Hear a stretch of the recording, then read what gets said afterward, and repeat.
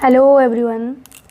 ये जो आपका क्लास है ये एनसीईआरटी का अध्याय 1 है, कक्षा 8 का, और ये इतिहास का है। आप जिस तरह देख रहे हैं, आज से आपका क्लास 8 का क्लास 8 की हिस्ट्री जो है लगातार आपके सामने हर दिन क्लास आएगा। और ये जो इसमें 2 बुक आपको पढ़ना है, पार्ट 1 पार्ट 2 करके लगातार हम उसको कंप्लीट कर लेंगे नोट्स के साथ। इस एक्सरसाइज में जो आपका पहला अध्याय है क्लास 8 के बुक में जो आपको पढ़ना है, सबसे पहले हम ये समझ लेते हैं पार्ट 1 के बुक में कैसे, कब और कहाँ, जो कि आपने 6 से जो इतिहास पढ़ना शुरू किया था, स्टार्टिंग का पहला अध्याय आपका यही था। दूसरा आपको व्यापार से साम्राज्य तक पढ़ना है कि कंपनी ने सत्ता कैसे स्थापित की थी। तीसरा आपको पढ़ना है ग्रामीण क्षेत्र पर शासन कैसे चला था और आदिवासी के बारे में जानना है। चौथे एक्सरसाइज में 5वें में जनता ने जो बगावत किया था यानी 1857 का विद्रोह और उसके बाद की स्थिति को जानेंगे। और 6 एक्सरसाइज जो आखिरी इसमें आपका है उपनिवेशवाद और शहर के बारे में जानेंगे।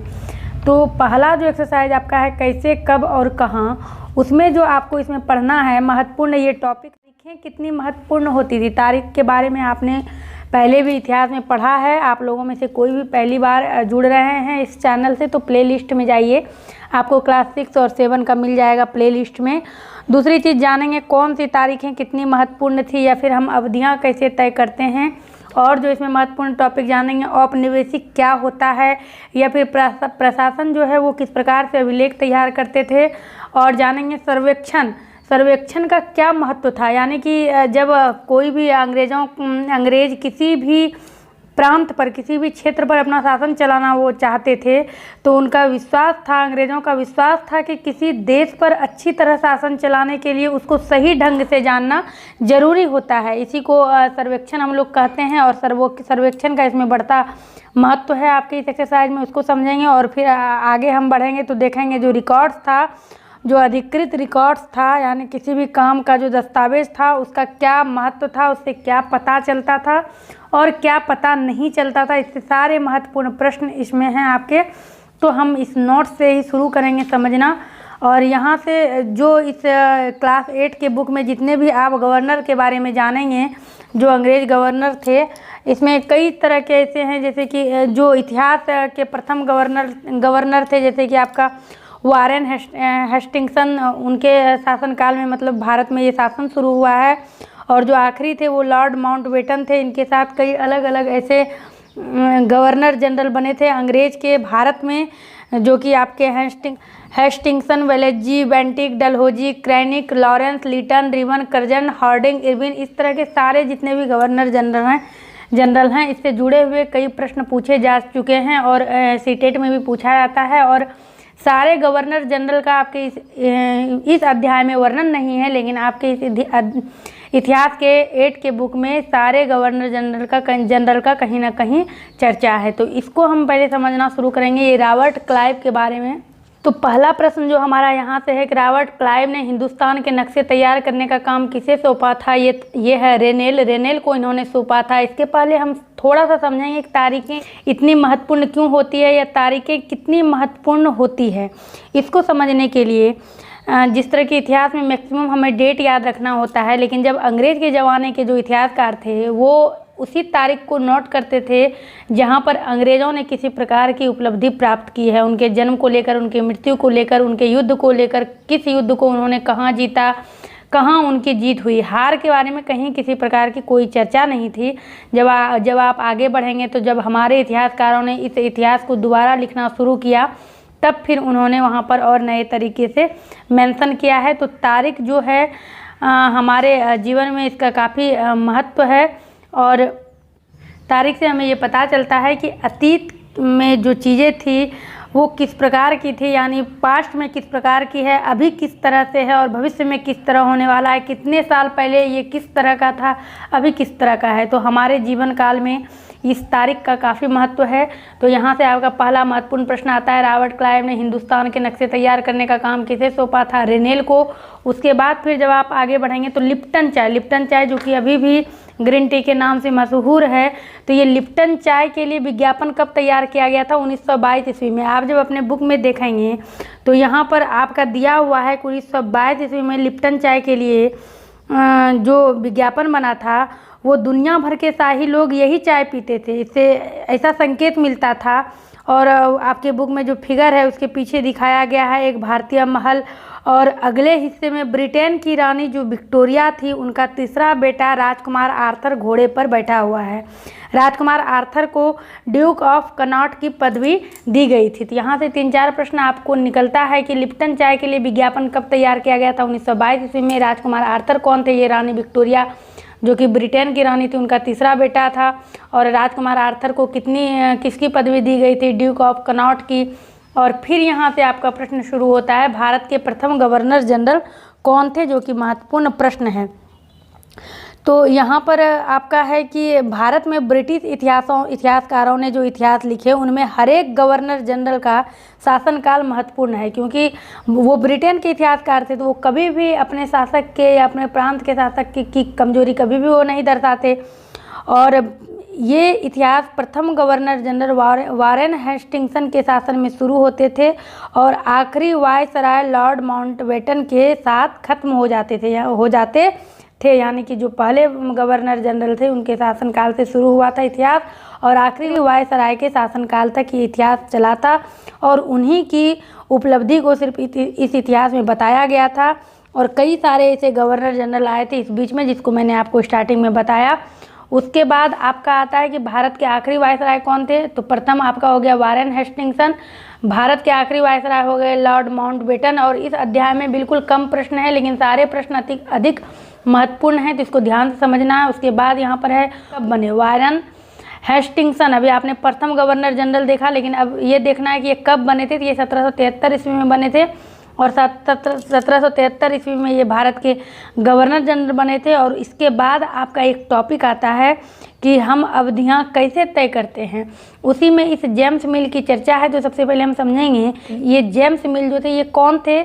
तो ये 1817 में स्कॉटलैंड के अर्थशास्त्री और राजनीतिक दार्शनिक थे जेम्स मिल।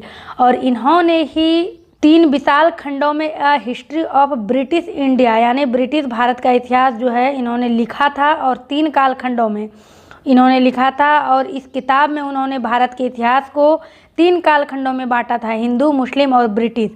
काल खंडों के इस निर्धारण को ज़्यादातर लोगों ने मान भी लिया था, लेकिन फिर बाद में इसमें सुधार किया गया था। तो सबसे पहले ये प्रश्न महत्वपूर्ण है, जेम्स मिल कौन थे? तो ये स्कॉटलैंड के अर्थशास्त्री और राजनीतिक दार्शनिक थे। जितना अभी हमने पढ़ लिया है बस यहाँ पर ये प्रश्न है, a history of British India नामक किताब किसने लिखी थी? ये जेम्स मिल ने लिखी थी। और इनके लिए आपको एक टाइमिंग याद रखना है कि 1817 के थे। और फिर महत्वपूर्ण प्रश्न है, किस किताब ने भारत के इतिहास को 3 काल खंडों यानी हिंदू, मुस्लिम, ब्रिटिश में बांटा था? A history of British India. और फिर भारतीय इतिहास को 3 काल प्राचीन, मध्यकालीन तथा आधुनिक में बांटने की समझ कहाँ से आई? फिर इस भारतीय इतिहास को 3 काल खंडों में जो कि आप पढ़ रहे हैं, प्राचीन, मध्यकालीन और आधुनिक, इस तीनों को आप समझते हैं, तो ये समझ पश्चिम से आई थी। और यहाँ हमें इस बात को समझना है कि जो भारतीय इतिहासकार थे इन्होंने अंग्रेज़ों द्वारा सुझाए गए वर्गीकरण से अलग हटकर भारतीय इतिहास को रखा, और जिसके अंतर्गत ये प्राचीन, मध्यकालीन और आधुनिक में इसको बांटा। और ये समझ पश्चिम यानी जिधर आपका यूरोप पड़ता है उधर से ही ये समझ आई थी। और इतिहास को इन खंडों में बांटने की यह समझ भी पश्चिम से ही आई थी। और पश्चिम में आधुनिक काल को विज्ञान, तर्क, लोकतंत्र, मुक्ति और समानता जैसी आधुनिकता की ताकतों के विकास का युग माना जाता है। उनके लिए मध्यकालीन समाज वे समाज थे जहां आधुनिक समाज की ये विशेषताएं नहीं थी, यानी अभी जो आधुनिक समाज है इसमें जिस प्रकार की विशेषता है ये कुछ समय पहले नहीं थी। तो इतिहासकारों ने ये पता किया कि ये कितने समय पहले तक ये विशेषता नहीं थी, और जहाँ से ये विशेषता शुरू हुई है उसके पहले के काल को इतिहासकारों ने मध्यकाल में रखा है, और जहाँ से कुछ खास विशेषताएं शुरू हुई है उसे आधुनिक काल नाम दिया है, और सबसे पहले काल को प्राचीन काल नाम दिया है। अगला प्रश्न आपका है, जब एक देश पर दूसरे देश के दबदबे से राजनीतिक, आर्थिक, सामाजिक और सांस्कृतिक बदलाव आते हैं तो इस प्रक्रिया को क्या कहा जाता है? इसी प्रक्रिया को औपनिवेशीकरण कहा जाता है, कि जब एक देश दूसरे देश के दबदबे में आकर अपनी राजनीतिक, आर्थिक, सामाजिक और सांस्कृतिक बदलाव में जो उनका स्थिति होता है उसमें वो बदलाव कर लेते हैं, तो इस प्रक्रिया को औपनिवेशीकरण प्रक्रिया कहते हैं। इसको और आप एक लाइन में समझ सकते हैं कि जैसे अंग्रेज़ों ने हमारे देश को जीता और स्थानीय जो नवाब थे और स्थानीय नवाब और राजाओं को दबाकर अपना शासन स्थापित कर लिया। इसी को औपनिवेशीकरण कहते हैं कि उन्होंने जो है अपना सारा चीज़, चाहे वो राजनीतिक, आर्थिक, सामाजिक, सांस्कृतिक जो भी बदलाव है, अपना सारा चीज़ उन्होंने भारत पर थोपा, तो इसी को हम औपनिवेशीकरण कहेंगे। अंग्रेज़ों ने अपनी सारे खर्चों को निपटाने के लिए राजस्व वसूल करना शुरू कर दिया था। अपनी ज़रूरत की चीज़ों को सस्ती कीमत पर खरीदता था और निर्यात के लिए महत्वपूर्ण फसलों की खेती कराना या फिर इन सारी कोशिशों के कारण क्या बदलाव आया था, इसी को औपनिवेशीकरण कहेंगे। और ब्रिटिश शासन के कारण जो है यहाँ की मूल्य मान्यताओं और पसंद नापसंद, रीति रिवाज, तौर तरीके सब में बदलाव आए थे। यही सब कारण है कि इसको औपनिवेशीकरण नाम दिया गया है। अगला प्रश्न आपका महत्वपूर्ण, भारतीय इतिहासकारों को इतिहास लिखने का एक महत्वपूर्ण संसाधन क्या होता था? तो ये अंग्रेजी शासन द्वारा तैयार किए गए सरकारी रिकॉर्ड। जब भारतीय इतिहासकारों ने इतिहास लिखना शुरू किया तो उस समय यही एक महत्वपूर्ण, जिस तरह के आपने टॉपिक में देखा था प्रशासन अभिलेख तैयार करना, तो ये जो था ये अंग्रेज शासन द्वारा जो सरकारी रिकॉर्ड तैयार किया जाता था। यानी अंग्रेज़ों की ये मान्यता थी कि चीज़ों को लिखना बहुत महत्वपूर्ण होता है। उन्होंने क्या निर्देश दिया, उनकी क्या योजना है, उनके नीतिगत यानी पर्सनल फैसले, इन सभी चीज़ को साफ साफ लिखना ज़रूरी होता था और वो इसी चीज़ का रिकॉर्ड लिख कर रखते थे, जो कि भारतीय इतिहासकारों को इससे मदद मिली। और इन सभी दस्तावेज़ों और पत्रों को संभाल कर रखना भी ज़रूरी होता था। इसीलिए जो है अभिलेख कक्ष बनवा दिया गया था शासकीय संस्थानों में। तहसील के दफ्तर, कलेक्ट्रेट, कमिश्नर के दफ्तर, प्रांतीय सचिवालय, कचहरी, इन सब का अपना अलग अलग रिकॉर्ड रूम होता था और इसी को ही हम लोग महत्वपूर्ण दस्तावेज़ों को बचा कर रखने वाले जो जगह होते थे उसको हम लोग अभिलेखागार कहते हैं। और उस समय जो है वहाँ पर किसी भी प्रकार का फ़ोटो स्टेट वगैरह नहीं होता था। 19वीं सदी जब शुरू हुई तो 19वीं सदी के शुरुआत में क्या होता था, जो भी आपका अभिलेख होता था वो किसी कुशल लेखक द्वारा वो चीज़ हाथ से लिखवाया जाता था। जिस प्रकार इस पेज से इस पेज में उतारना होता है, और जो लिखते थे उनको खुश नवीसी या फिर माहिर कहते थे, क्योंकि उनकी राइटिंग बहुत अच्छी होती थी और वो चीज़ों को बहुत अच्छे ढंग से लिखते थे। जो महत्वपूर्ण लाइन है, अभी जिस प्रकार हम लोग लाल, ब्लू, ब्लैक इस सारे पेन का यूज करके लिखते हैं, उसी तरह उस समय खुश नवीसी और माहिर इस तरह के काम को करते थे। लेकिन जब 19वीं सदी का मध्य आया तब छपाई का काम शुरू हो गया था, तो ये लिखने का काम बंद हो गया था। तो आगे हम ये समझेंगे कि भारतीय इतिहासकारों को इतिहास लिखने का एक महत्वपूर्ण साधन क्या होता था। तो ये अंग्रेजी शासन द्वारा तैयार किए गए सरकारी रिकॉर्ड, जिसको कि अभिलेखागार में सुरक्षित रखा जाता था। और उसके बाद है आपका अंग्रेज अपना महत्वपूर्ण दस्तावेज कहाँ रखते थे, तो अभिलेखागार और संग्रहालय जैसे संस्थान में। और सभी दस्तावेजों की नकलें कब बनाई जाने लगी थी, तो 19वीं सदी के शुरुआती सालों में सभी दस्तावेजों की नकलें, ये नहीं कहा जा रहा है कि उसका फोटो कॉपी होता था, यानी नकलें जो हाथ से उतारी जाती थी वो 19वीं सदी के शुरुआती सालों में। और जो हमने समझा कि जो लोग उस चीज़ों को उतारते थे, नकल करते थे, उनको क्या कहते थे, खुश नवीसी या सुलेख नवीसी किसे कहते थे, तो ऐसे लोग जो बहुत सुंदर ढंग से चीज़ों को लिखते थे। उसके बाद आपका है भारतीय राष्ट्रीय अभिलेखागार किस दशक में बनाया गया था। चूँकि ये भारतीय राष्ट्रीय अभिलेखागार है इसलिए ये महत्वपूर्ण है और ये 1920 के दशक में बनाया गया था। और छपाई की तकनीक कब फैली, तो अभी आपने इसको देखा 19वीं सदी की मध्य में, ये भी महत्वपूर्ण है। और अधिकृत रिकॉर्ड से हमें क्या पता नहीं चलता है, तो अधिकृत जो रिकॉर्ड होता था उससे हमें पता क्या नहीं चलता है। एक है कि क्या पता चलता है, दूसरा है कि क्या पता नहीं चलता है। तो अंग्रेज़ों के अलावा देश के दूसरे लोग क्या महसूस करते थे, क्योंकि रिकॉर्ड में जो भी लिखा जाता था वो सिर्फ अंग्रेज़ों के बारे में ही लिखा जाता था। बाकी जो आम लोग होते थे उनकी बात को नज़रअंदाज किया जाता था, उन पर ध्यान नहीं दिया जाता था। और इनमें यही पता नहीं चल पाता था कि सरकारी अफसर क्या सोचते हैं, उनकी दिलचस्पी किन चीज़ों में थी, या फिर बाद के लिए वे किन चीज़ों को बचाए रखना चाहते थे। सिर्फ इस रिकॉर्ड से हमें ये समझने में मदद मिली कि अंग्रेज़ क्या चाहता था और अंग्रेज़ों ने क्या किया। हमें ये समझने में बिल्कुल मदद नहीं मिली कि देश के दूसरे लोग क्या महसूस करते थे और उनकी कार्रवाइयों की क्या वजह थी। तो इस तरह रिकॉर्ड्स के बारे में आपका दिया हुआ है आपके बुक में, और हमने इसको यहाँ पर सब कुछ समझ लिया, तारीख क्यों आवश्यक था और रिकॉर्ड से हमें क्या पता चलता है, क्या पता नहीं चलता है। तो रिकॉर्ड से सिर्फ अंग्रेज़ों की उपलब्धि और आम लोगों के बारे में कुछ भी पता नहीं चलता है। तो बस इतना ही प्रश्न आपकी इस एक्सरसाइज से निकला है, जो कि महत्वपूर्ण था। हाईलाइटेड सारे पॉइंट्स आपके नोट्स में कवर हो गए। बिल्कुल ये छोटा सा 19 क्वेश्चंस का नोट्स था और फिर आपके बुक में सही गलत का है कि क्या सही है और क्या गलत है। तो बुक के प्रश्न को देखने के पहले एक महत्वपूर्ण चीज़ और भी है कि सर्वेक्षण का बढ़ता महत्व, तो इसको समझना जरूरी है, क्योंकि जिस प्रकार आपका पहला प्रश्न शुरू हुआ भारत के नक्शे को तैयार करने के लिए दिया गया रॉबर्ट क्लाइव के द्वारा, तो 19वीं सदी की शुरुआत तक पूरे देश का नक्शा तैयार करने के लिए सर्वेक्षण किया जाने लगा और गाँव में राजस्व सर्वेक्षण किए गए। इन सर्वेक्षणों से क्या पता चलता था, धरती की सतह, किस प्रांत में धरती की सतह किस प्रकार है, उसकी मिट्टी की गुणवत्ता किस प्रकार है, वहाँ मिलने वाले पेड़ पौधे और जीव जंतुओं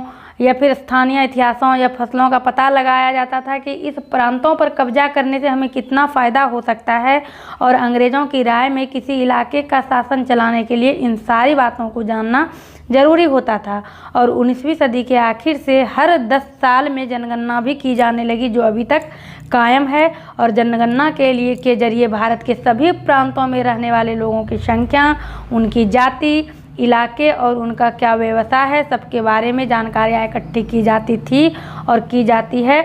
और इसके अलावा वानस्पतिक सर्वेक्षण, प्राणी वैज्ञानिक सर्वेक्षण, पुरातात्विक सर्वेक्षण, मानव शास्त्रीय सर्वेक्षण, वन सर्वेक्षण, कई प्रकार के सर्वेक्षण भी किए जाते थे और किए जाते रहे हैं। तो ये सर्वेक्षण का महत्वपूर्ण एक प्रश्न है कि कब से ये सर्वेक्षण शुरू हुआ था, तो इसका आंसर आप दीजिएगा। अब हम चलेंगे बुक के प्रश्नों की तरफ। ये है हमारे बुक के 3 प्रश्न सही और गलत करने का। तो जेम्स मिल ने भारतीय इतिहास को हिंदू, मुस्लिम, ईसाई 3 कालखंडों में बांट दिया था। नहीं, हिंदू, मुस्लिम और ब्रिटिश। ये आपका गलत हो गया। सरकारी दस्तावेजों से हमें ये समझने में मदद मिलती है कि आम लोग क्या सोचते थे। ये बिल्कुल अपोजिट दिया है। सरकारी दस्तावेजों से हमें यही समझने में तो मदद नहीं मिलती थी कि आम लोग भी कुछ सोचते हैं। ये भी गलत, ये भी गलत। और अंग्रेज़ों को लगता था कि सही तरह शासन चलाने के लिए सर्वेक्षण महत्वपूर्ण होते हैं, तो ये सही है आपका। बस आपके बुक में यही 3 प्रश्न है। इसके साथ ही आपका अध्याय 1 कंप्लीट होता है। तो वीडियो को लाइक करिएगा, कमेंट कर अपनी प्रतिक्रिया दीजिएगा। मिलते हैं इसके अध्याय 2 को लेकर अगले क्लास में। बने रहिए आप इस चैनल के साथ।